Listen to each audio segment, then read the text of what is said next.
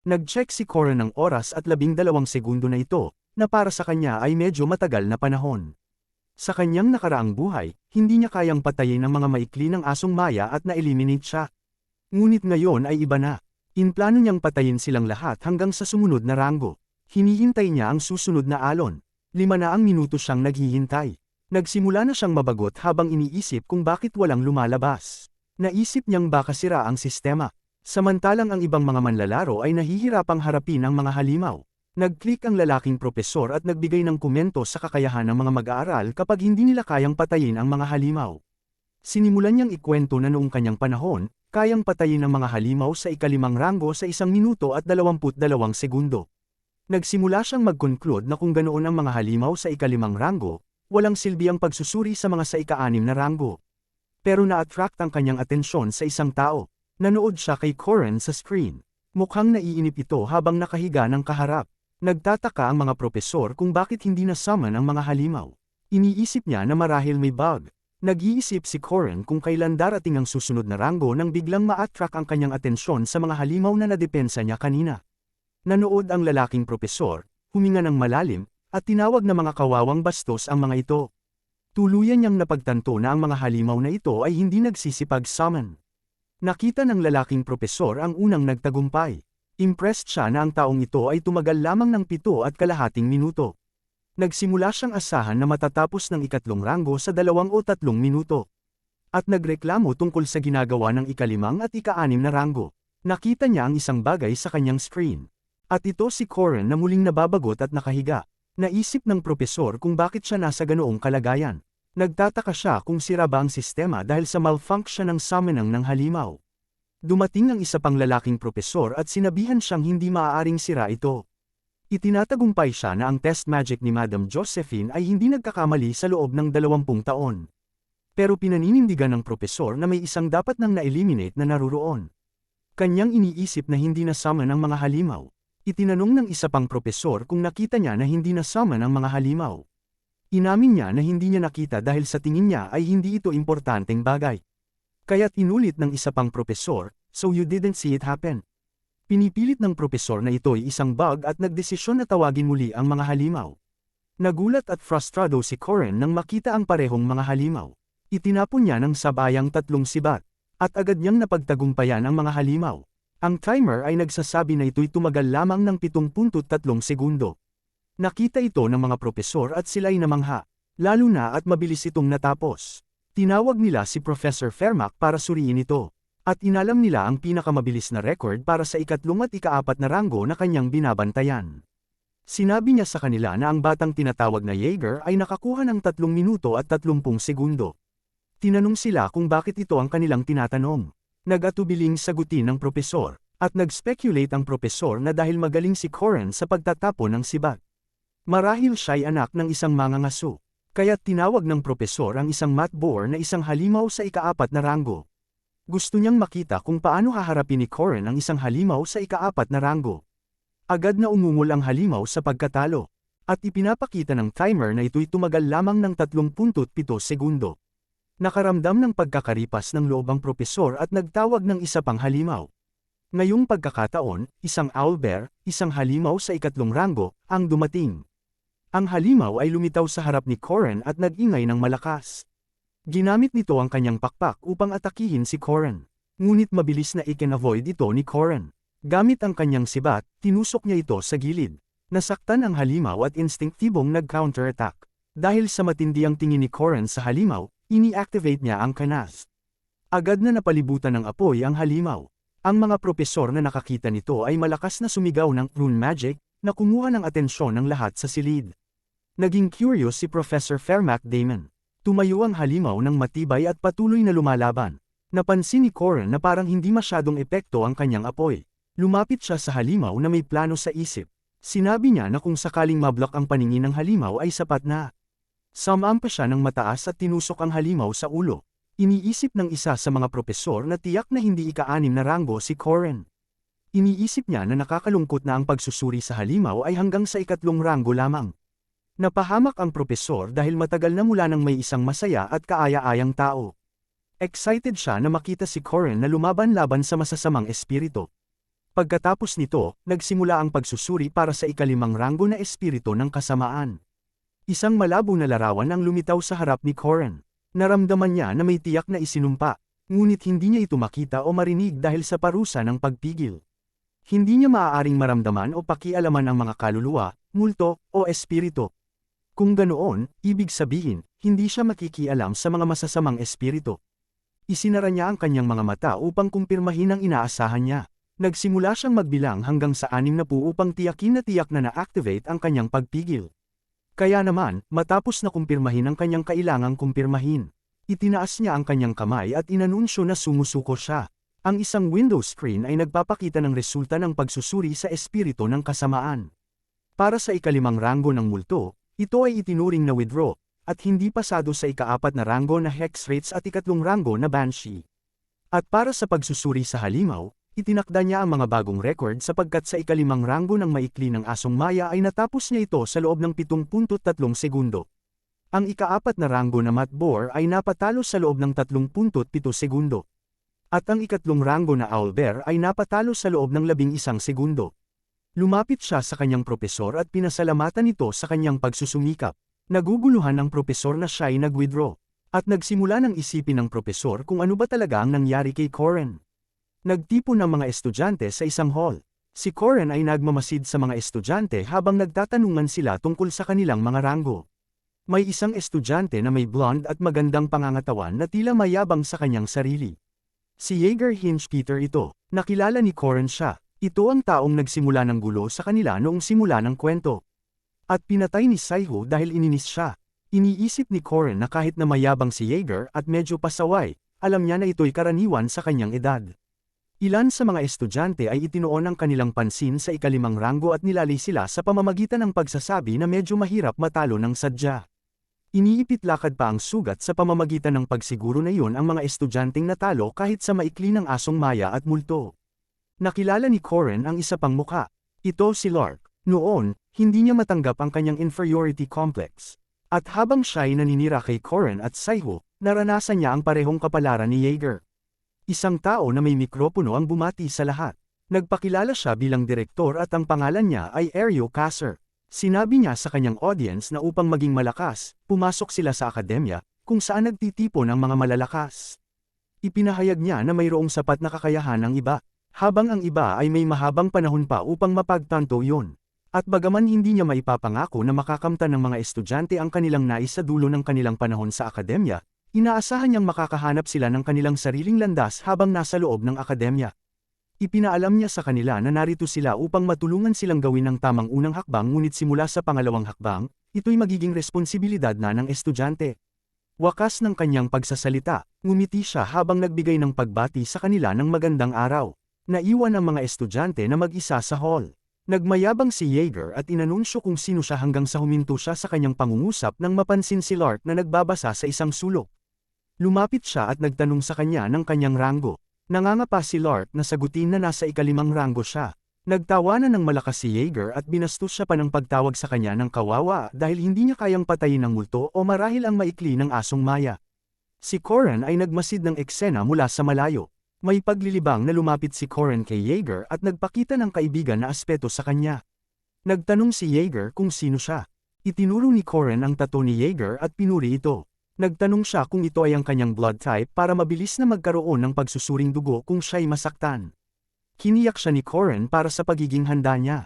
Natuwa si Jaeger sa papuri at ipinakita pa lalo ang kanyang tattoo. May pagmamalaki niyang sinabi na ang kanyang ina ang gumawa nito para sa kanya dahil siya'y isang tattoo artist. Nagsabi pa siya na ang ina niya ay espesyalista sa linework ngunit dahil sa kanyang kahilingan. Ginawa niya ito sa lumang estilo. Nakisali si Corin sa usapan at nagtanong kung may mga tattoo rin ba siya sa iba pang bahagi ng kanyang katawan. Alam ni Corin ang lahat ng ito dahil sa kanyang nakaraang buhay, na wala si Jaeger. At ang kanyang ina ay pumunta sa akademya.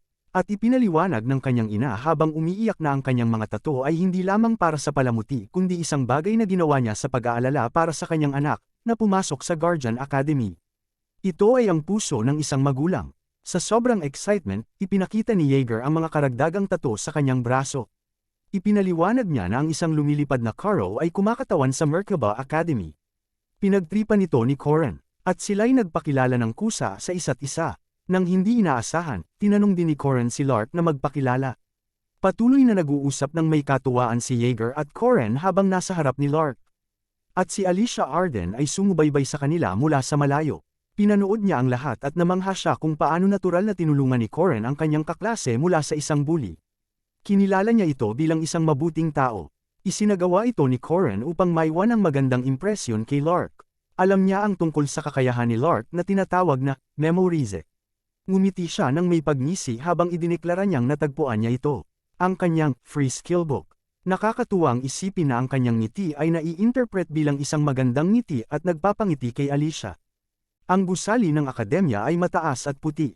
Karamihan sa mga pasilidad ng Merkaba Academy ay libreng ibinibigay. Ang mga kainan para sa mga mag-aaral ay mas murang kaysa sa labas at libre din ang mga dormitoryo. Sa kanilang lahat, ang pinakarekomendadong pasilidad ay ang mga silid ng pagsasanay. Ang dahilan dito ay simple. Sa pamamagitan ng paggamit ng mga silid ng pagsasanay, kahit ang mga hindi maaaring gawing pagsasanay ay maaaring maging posible. Halimbawa, para kay Corin, ito'y ang makipaglaban sa mga spirit bodies na hindi nakikita sa kanya. Napansin siya ng ibang mga estudyante na gumagamit ng isang spirit body sa kanyang pagsasanay. Nagsimula silang mang-usisa dahil karaniwang mga estudyante lamang ang nagpa-practice gamit ang spirit bodies sa kanilang ikalawang semester.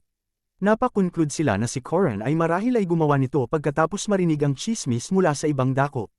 Sinuportahan ito ng isang estudyante na nagsabi na naririnig niya na may mga pangalawang taon na hindi nga makahuli ng spirit body na hangin. Hindi nila alam. Si Mariette Dunaleff ay nasa likod nila. Tinamaan si Corin sa ulo. Tumawa at binastos siya ng mga taong nakatambay na sinasabing iyon ang nararapat na mangyari sa isang freshie na lumalaban sa spirit body. Naghihingal si Corin habang nagsisimula siyang isipin na baka masyado pa ito para sa kanya. Bigla, isang propesor ang nagsabi, "So you're a freshman." Binati siya ni Corin. Tinanong siya ng propesor kung bakit siya nagte-training ng isang spirit body. At sinagot niya na ito ay para sa pagsasanay ng kanyang kasanayan sa sibat. Itinanong siya ng propesor kung tiwala siya na kaya niyang gawin ito. Sinagot niya na gagawin niya ito. Medyo kinakabahan si Corin habang nagtataka kung bakit bigla siyang nilapitan ng matanda. Nagsimula siyang isipin kung mayroon siyang nagawang mali noong entrance exam. Ibinigay sa kanya ng propesor ang isang matindi na tingin. At sa isang iglap, nagbago ang kanyang mukha mula sa isang malaki at nakakatakot na ngiti. Pinaulit niya ang espiritu ni Corin at ibinigay sa kanya ang 10 tiket para sa pagkain. Habang malakas na tumatawa, umalis siya habang sinasabi na dapat siyang hanapin ni Corin kapag nagtagumpay na siya. Iniwan si Corin na naguguluhan. Naramdaman niya ang ginhawa. Naisip niya na ang lalaki ay nagpapakita ng kanyang pagmamahal sa pamamagitan ng pagkain. At nagtataka kung ito ay isang magandang tanda. Pagkatapos ay bumalik siya sa kanyang pagsasanay. Patuloy na iniwang bantay ang masusing si Mariette. Naiipit siya ng spirit body. At siya'y binigyan ng isang malakas na atake sa kanyang tiyan, na nagbigay daan sa kanya upang maglandas sa lupa ng may malakas na epekto. Nanatili siyang nakahiga sa lupa at nagbuntong hininga. Bigla na lang ay inilagay ang isang tuwalya sa kanyang noo. Itinanong ni Mariette kung nahihirapan siya. Tapat niyang sinagot ng oo dahil ito ay napakapagod. Napuno ni Mariette ng tubig ang baso gamit lamang ang kanyang daliri. Sinabihan niya siyang magpahinga dahil sapat na ang kanyang nagawang pagsusumikap. Ibinigay niya ang baso ng tubig. At pinuri siya na kailangan lang niyang maunawaan ito at magiging kaya niyang gawin ito balang araw. Ang kanyang dapat gawin ay subukan ulit sa susunod na pagkakataon. Sa kanyang malalim na iniisip, alam ni Corin na wala siyang susunod na pagkakataon. Bagaman kinikilala niyang marahil ay mayroon siya nito sa loob ng 3 taon. Noon, naruroon si Saiho. Dahil dito, mayroon silang player stat window, pati na rin ang mga potions at skill books mula sa combination window. Ngunit, wala nang Saiho sa kanyang tabi. Pinatay niya ito kaya't alam niyang kailangan niyang gawin ang lahat ng bagay sa kanyang sarili. Ibinalik niya ang baso kay Mariette at nagpasalamat sa kanya. Sinabi niya na hindi pa siya pwedeng sumuko. Tumayo siya na may bagong determinasyon na maging pinakamalakas. Nagdesisyon si Corin na alamin muna ang kanyang mga limitasyon. Medyo labis man, nais niyang subukan kung gaano kalayo niya magagamit ang kanyang mga kakayahan mula sa nakaraan. Sinubukan niya ang kanyang mga skill tulad ng Ominous Serpent Stab, Tiger Wind Swing, Block Capture Plaque Counterattack, Return ng Heaven Spin, at ang Pagoda Mountain Throw. Kinumpirma niya sa kanyang sarili na wala siyang malakas na katawan o malawak na kapangyarihan ng mahika o aura. Alam niyang ang impormasyon tungkol kay Player Park Shu at sa hinaharap ay walang silbi laban sa mga halimaw at mga henyong ito. Ngunit, upang manalo laban sa mga halimaw at henyong ito, kailangan niyang magtrabaho ng mas masipag kaysa sa sinuman, at yun lang ang kanyang sariling kakayahan. Inangkin niyang ang kanyang 3 taon sa nakaraan ay hindi siya bibiguin. At sinubukan niyang isang bagong skill na tinatawag na Ominous Serpent Deep Righteousness. Kumilos siya ng mabilis, at ang sibat ay umakyat sa hangin. Nalilito si Mariette kung bakit itinapon niya ang sibat. Nag-isip siya kung ibig sabihin ba nito ay sumusuko na siya. Dinakma niya ang kanyang sibat. Nakita ni Mariette na hindi ito isang senyales ng pagsuko, sa halip, siya'y talagang binaril ito. Kaya niyang hulihin ito ulit. Ito ay isa pang kanyang skill, tinatawag na Slithering Serpent Calamity Serpent Intent.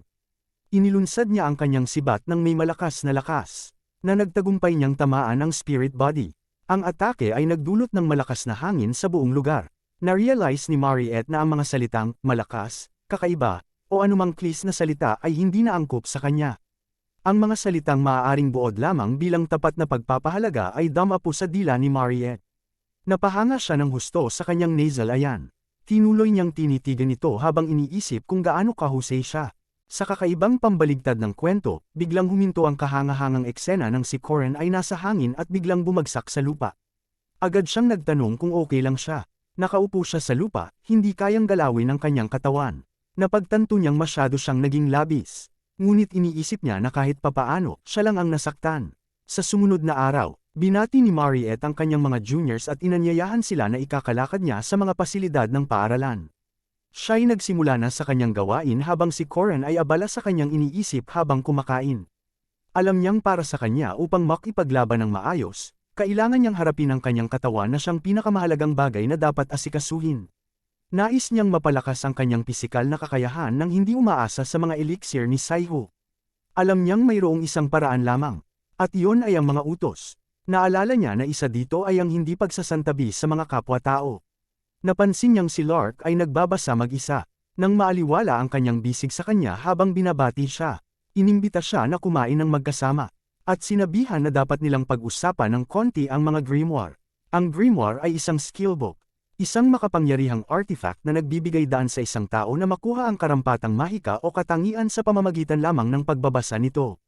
Ang aklatan ng Merkaba Academy ay may laki na kasing laki ng buong akademya. Ito ay nag-iimbak at nagpapasa ng kaalaman ng tao sa mga susunod na henerasyon. Ngunit ang lahat ng iyon ay kasinungalingan. Sa totoo lang, ang lugar ay nagtatago ng mga grimoire. Sinabi ni Corin kay Lark na, halimbawa, itago ang kahoy sa loob ng kagubatan. Sinabi ni Lark sa kanya na nakuha niya at dapat panindigan ni Corin ang kanyang pangako. Sinabi ni Corin na hanggang sa maipunan niya ang mga kondisyon, magkakaroon siya ng grimoire na may mga katangian na nakasulat dito. Ini-describe niya si Lark bilang masipag na magtrabaho. Isang intelihente at modelo ng estudyante. Si Lark ay nag-memorize ng iba't ibang mahika at iniimbak ang mga ito sa kanyang spellbook. Siyempre, hindi mahalaga kung gaano karaming spell ang kanyang meron. Mahirap gamitin ang lahat ng ito. Kung mababa ang antas ng isang mago at ang mana, hindi sila makakagawa ng magandang resulta kahit na maganda ang kanilang teorya. Pero sa isang grimoire, ibang usapan ito. Inihulog niya ang ilang libro sa lupa. Pinagsabihan siya ni Lark na itigil ang kakulaitan. Ngunit sa gulat ni Lark, nagbukas ang isang lihim na pinto. Tinanong siya ni Lark kung paano niya ito natuklasan. Inimbitahan siya ni Corin na pumasok. Hiniling ni Lark na maghintay siya para makasama siya. Ini-survey ni Lark ang daan at nakakatakot ito sa kanyang tingin. Tinawag siya ni Corin, at sinabihan siya na oras na para panindigan ang kanyang pangako. At hinihimok siyang gawin ito ng mabuti. Kaagad na ini-shake ni Lark ang kanyang kamay at sumang-ayon. At kumpirmado kung gusto ba ni Corin ang kanyang tulong upang itaboy ang masamang espiritu. Si Lark ay parating itatanong kung ano ang kanyang dapat gawin ngunit bigla siyang sinuntok ni Corin. Nag-transform si Corin sa isang masamang nilalang na nagdeklara na magsisimula na sila habang si Lark ay nakahiga sa lupa matapos tamaan.